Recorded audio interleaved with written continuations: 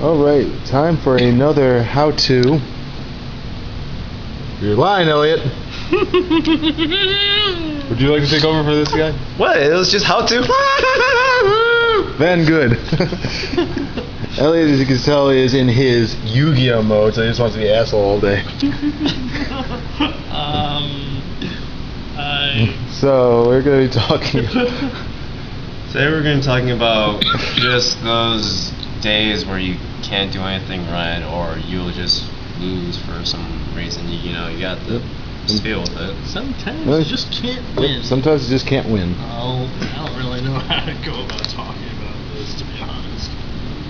Well, it's simple. You just got to talk about those situations where you just kind of have to acknowledge that unless you get lucky, you're not going to keep going for the next turn.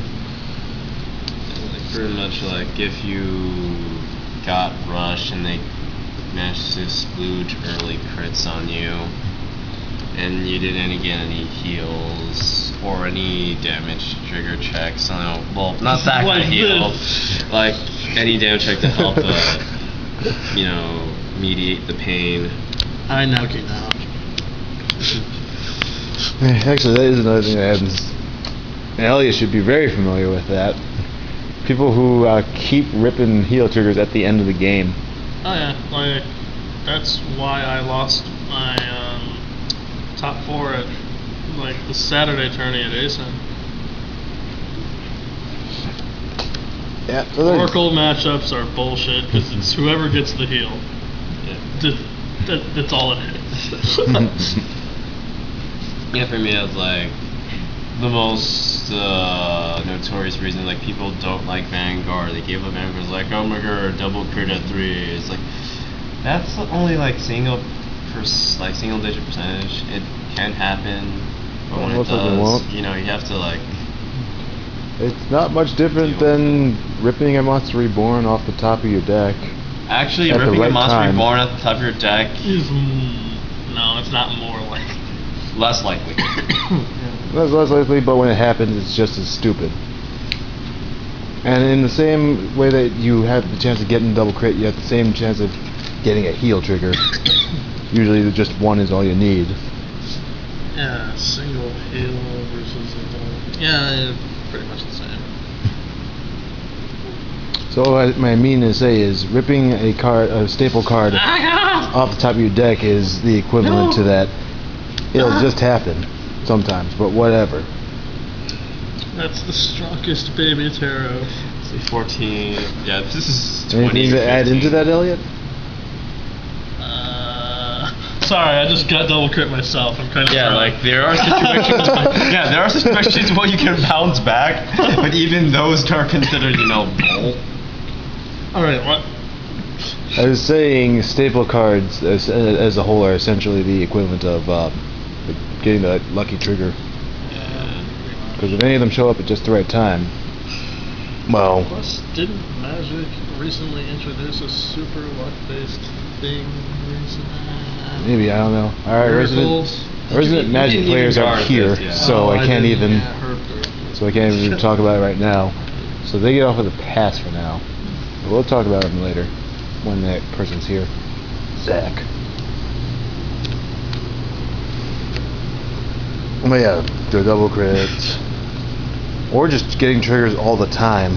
Like even if it were just like a bunch of draws or stand triggers, if they're executed at just the right time, don't even matter. I was playing with 6 draw Sanctuary Guard, and like you can hit my rear guards. I'm gonna get them back.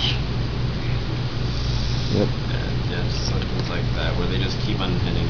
Yeah, I won't say draw triggers are one of the most deadliest ones because. Well, here's a funny scenario for you.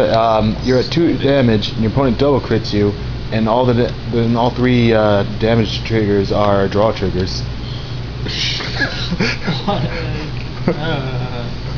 You. Exactly. Well, now the next turn they're gonna, even if they don't beat you in, they got more than enough to protect themselves now. And now you might not have as good of a chance to do it. Sometimes it happens.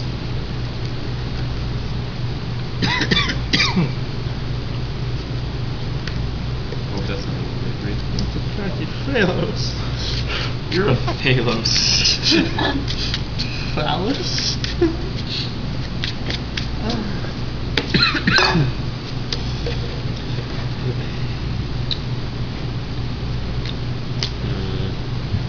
I see it. And situations where, Like this. yeah, like, oh god, I'm gonna die next round unless I can kill him now. It's like, I have to break through this one pass. I just shuffled my deck. And then you feel sad. Nope. And then you gotta do silly things like this. Okay. Lead up my slack.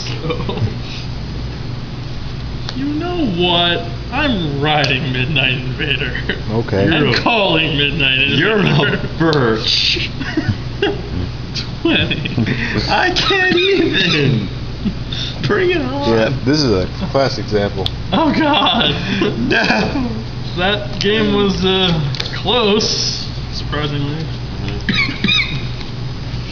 Yeah, it's a giant tug of war, and if your opponent gets any leeway, or if you let your opponent get any leeway,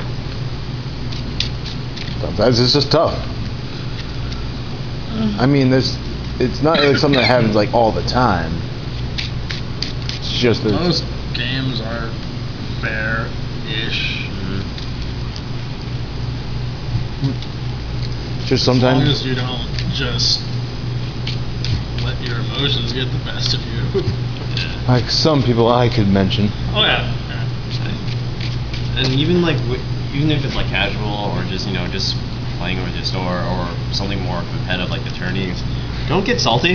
Yeah. How much money did you pay? Like almost $5 for a store. Nothing for any Bushiroad official tournaments. Nope. Yep. And it doesn't stop people getting mad. It's just you just gotta.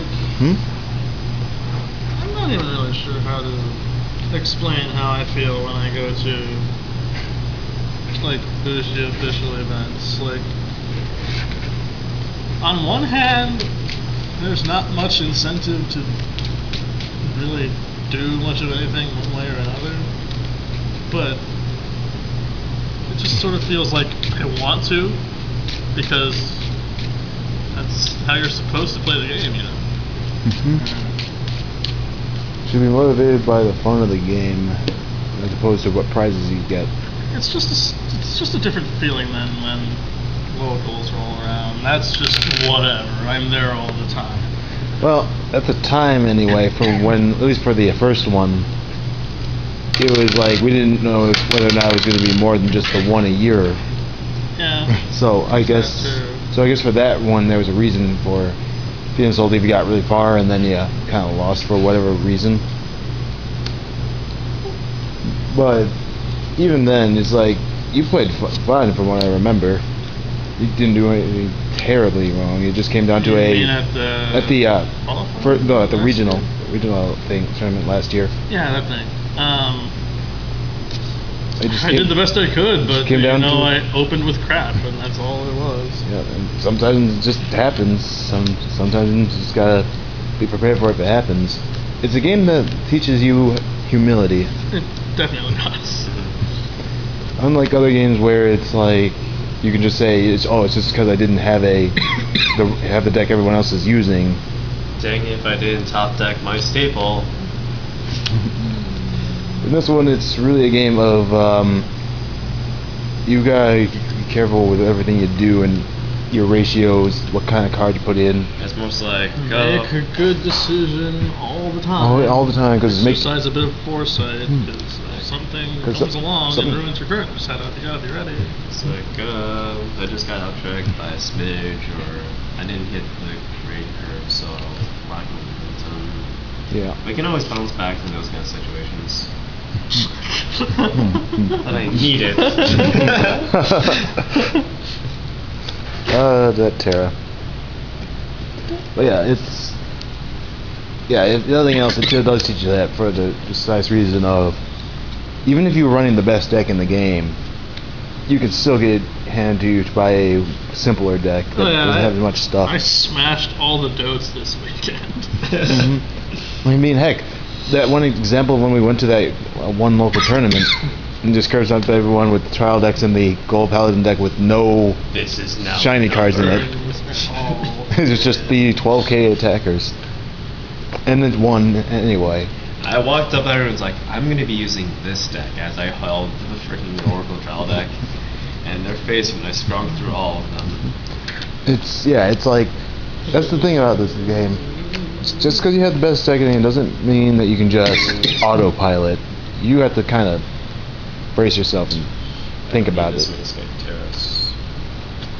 Which, again, is a good lesson in general. Because if you think you can just autopilot a deck and just win all the time, like a certain other game I could mention, you think you're going to end badly for you. And this guy, being a judge, a former judge of those tournaments, could probably attest to that. Yeah. And it sucks, like when I just watch my friends who play Yu-Gi-Oh! And then I'm like, why that? I'm done with this game. Why am I 3 steps ahead of you? And they're still making bad plays. And I'm like, oh, they're making bad plays because they aren't. There's nothing to learn from it. It's like, if you make one mistake, your opponent's just going to have that opportunity to just get that much further ahead of you and just curb stomp you fast. Not exactly on topic, but one thing I noticed this weekend is people are pretty complacent, I guess. I mean, a bit too complacent. Like, yeah, you're gonna lose, and that sucks, but, you know, some people just seem to not take things seriously enough, I guess, because some don't really make the effort to improve at all. Yeah, I think I know maybe a few people I like that, actually. And that's actually another thing about the actually, it does relate to the topic pretty well. Even though this game is a lot less aggressive as Magic or Yu-Gi-Oh, you know, there's not as big of an incentive to win in those ones because you don't get as big of prizes and it's free to enter for the most part. It's not an excuse not to try, because if you're not going to try, why are you even playing?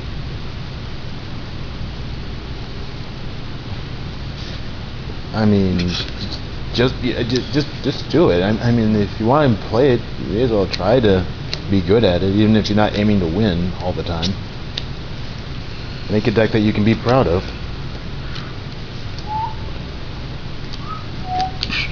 Otherwise, you may as well just like go online and play with free cards and just not care, or even just put paper in them and say that they're these cards.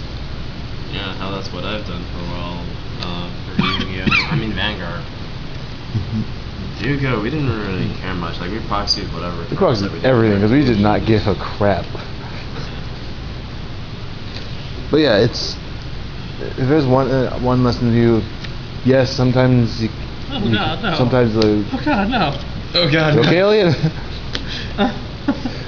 No, yeah, that's the thing, man. But anyway, sometimes things don't work out the way you plan. Sometimes it can suck, but. 21. But in the same instance where you don't want to be too caught up with it, do take it as a reason to see what went wrong and how you can try to prevent it from next time, if it is at all a thing to even think about. Because like those double crits and those double draws, they happen. Not always your fault. Yeah, not always your fault. But it does. You know, maybe you could have done something different earlier, so you wouldn't ultimately get screwed by it. Like, there was this one match this past weekend where I was doing some things, being a bit overly cautious when I normally wouldn't be, and then he got a double crit, and I would have been able to stop that if I didn't stop the crit last turn when I didn't have to. Yeah. But it was Lawkeeper. I was nervous because, you know, invalidating half my defenses. Yeah, but.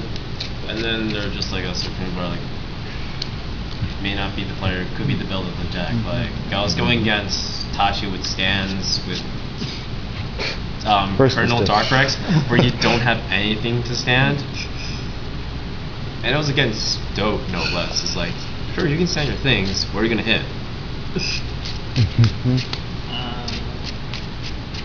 ended up losing to Coco in top 4 because, like I mentioned, he ended up getting a late game heal, and the last trigger in my 3-card deck was a draw instead of a crit.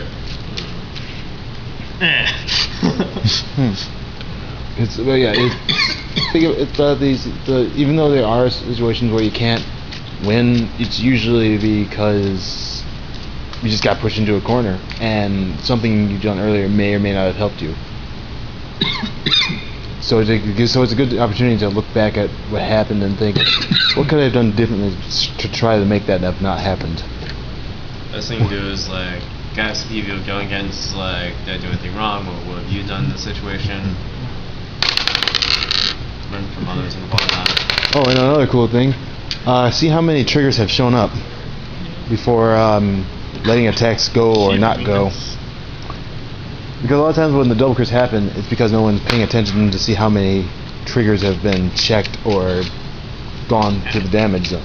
If you keep track of that stuff, you might be more inclined to know when your chances are higher, whether on blocking and not getting hit by a crit or a double crit. I mean, you know that they don't have any triggers, guard everything for one pass.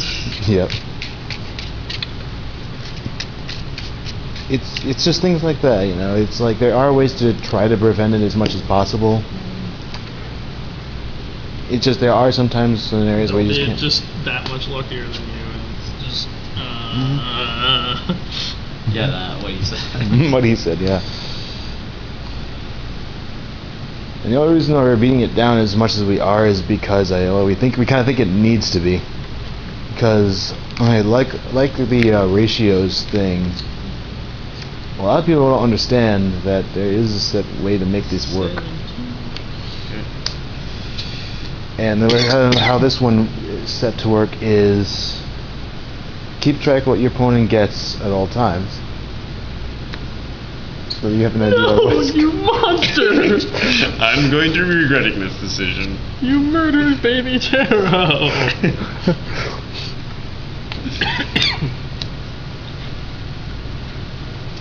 And I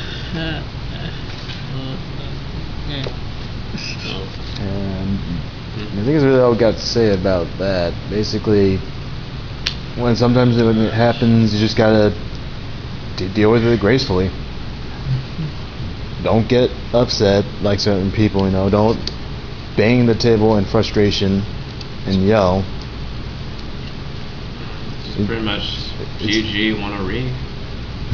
Yeah. I'm probably one of the more graceful losers and winners, at least at not locals. Oh, remember the team tourney? You know how hyped I was for decking out? Because I survived the chance last year. I was like, I could just take this, but no, I'm guarding everything. Yeah. So I can draw my last card. I'm going to kill myself with your brave clutch. But yeah, we can't stress that enough. Just don't get too salty about this. Don't take it personally when you lose. It's gonna happen. I've not seen anyone not lose before. And if you were going in expecting a perfect run, you may be expecting a bit too much. That's why, despite the matches being, supposed to be one-ofs, you get a two hit losses and you're out thing instead of a one loss you're out.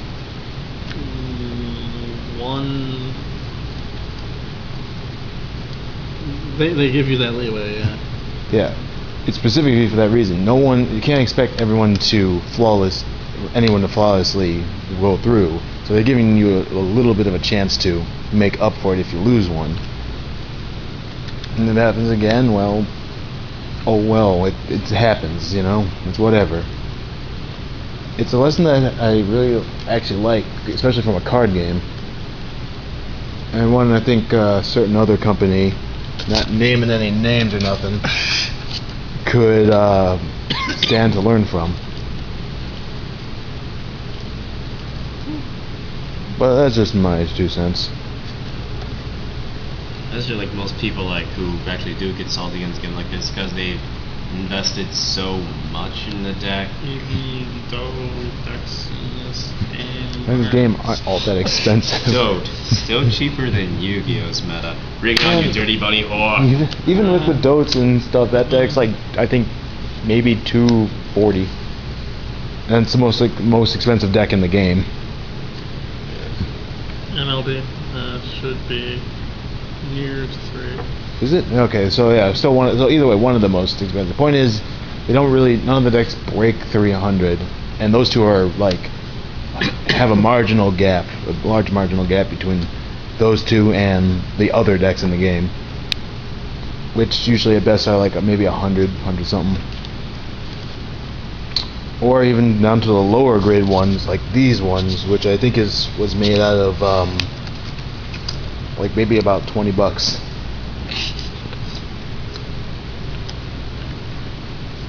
Dead anyways, so. Yeah. Well, I guess with all that being said, let's just watch this game play out. Bam! And I have just enough soul for one turn, and that's all I need. Bring it. No! Yes. Alright, well. Oh, that was pretty straightforward. Yeah. So any last words for you guys? Elliot? Dex neat. I couldn't use the bunnies though, something went wrong. Let me see. And how about the topic of the Vangood? Any last thing you wanted to say before we shut down? Where'd my baby go? There Where is my baby?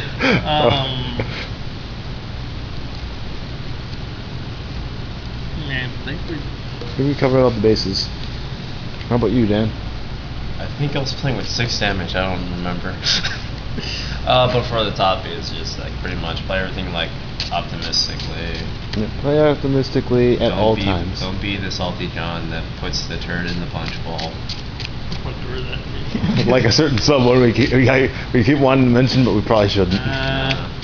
Don't expect too much, but at the same time, you know. Expect to have a good time. Hey, just come here and have fun. Alright. Sorry, is it? Alright. Yeah. Well, I think that has everything for our how-to. You gonna do it this time? Vangood. Good. I'll try to get these out more often, not including the ones that I just kind of found in our backlog. You don't know where to organize things. Yep. We'll try to do more of these more often, talk about more elements of the game. More things, what you're supposed to do when things hit the fan or don't hit the fan. Just all an effort to make people a bit better or a bit wiser. Bye, everybody.